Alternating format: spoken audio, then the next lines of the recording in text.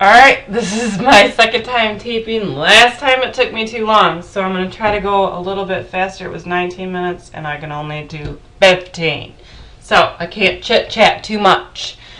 Pause the video and go ahead and do this question of the day.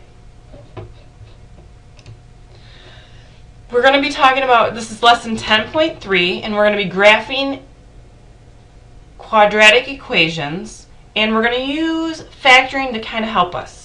So first thing we need to make sure we understand is standard form. There are going to be equations that are not written in standard form, and please, please, please always put them in standard form. So ax squared plus bx plus c, where a, b, and c are going to be actual coefficients or numbers or integers, but you're always going to want to have the x squared first, then the x, and then the constant. Okay? Alright, the first one that we're given, we're going to talk about factoring, and we're going to talk about graphing it.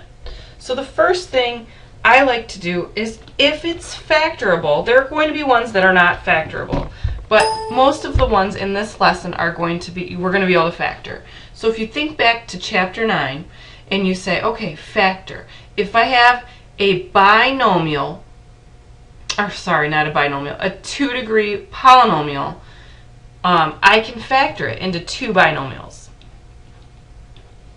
And you say the first term is x squared, so the first x times x makes x squared.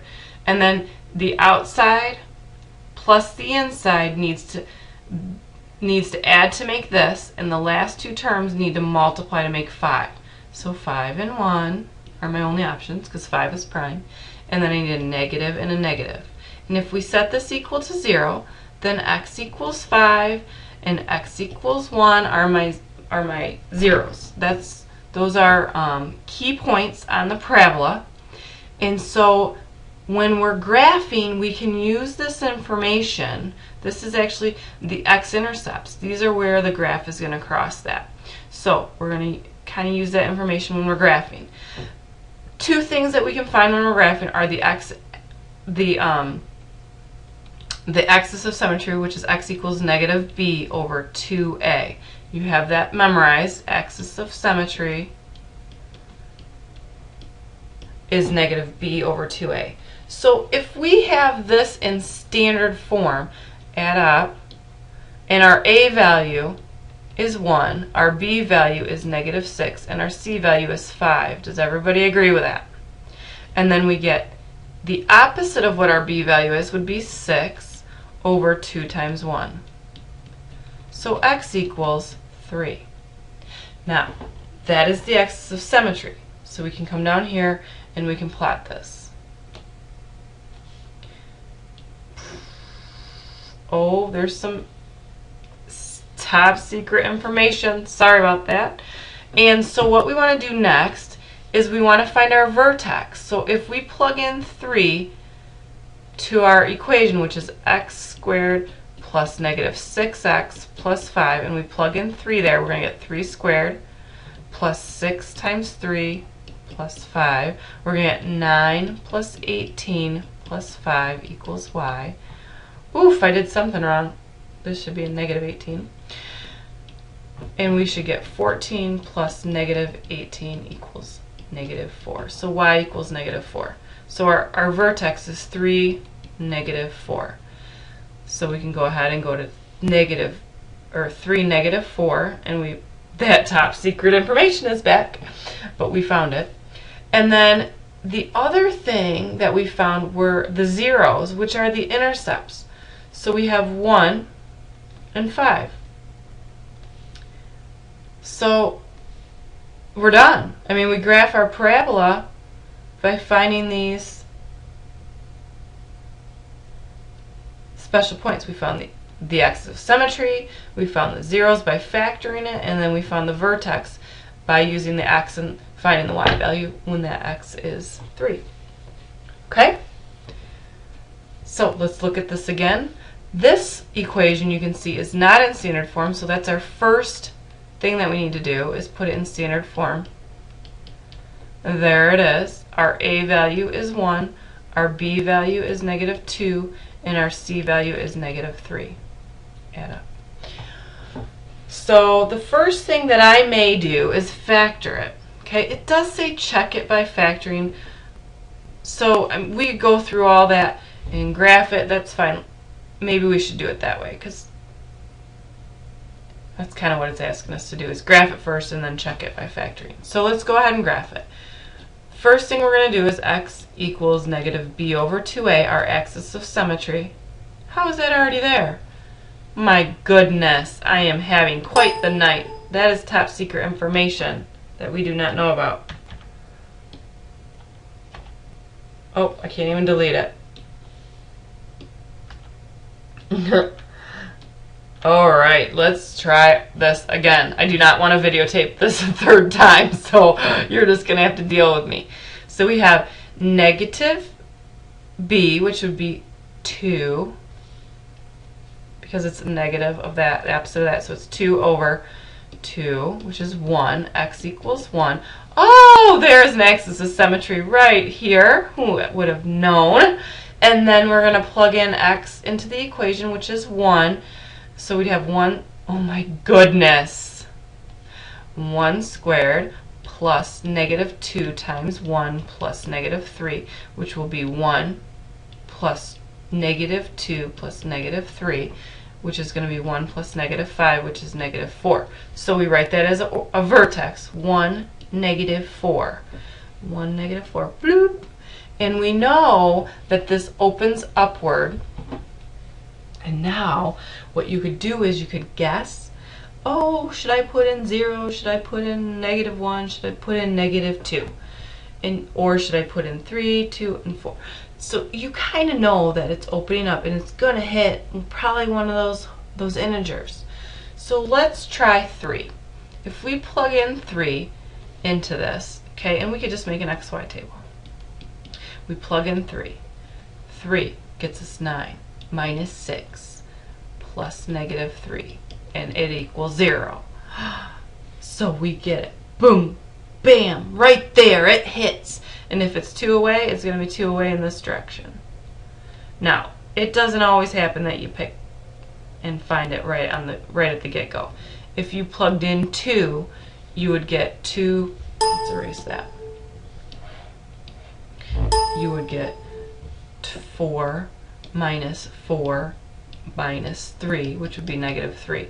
So you'd get over 2, negative 3, which is a point right there. So if you didn't hit it, then you keep trying. You keep doing your XY table. The nice thing about the factoring of it, okay, I'm going to show you that, is that it finds it right away. If you can factor this, you can find those points. Boom and boom. Okay, those zeros. So we go x and x, and then I'm like, okay, 3 and 1, because it's got to multiply to make negative 3, and I got to get negative 2, so I'm going to put a negative and a positive. So I get 3 and negative 1 are my zeros. And boom, that's it. So that factoring, that's why I was kind of cheating a little bit, because I like to factor it to get those points, but still graph it, okay? All right, now we're going to be talking about quadratics and how they can have, some of them have 2 solutions, which is what we've seen, where, you know, they cross the x-axis at 2 points. So here's an example of a quadratic that has 2 solutions. Bada bing, bada boom. And here is an example of a quadratic with 1 solution. It only touches that axis in 1 spot.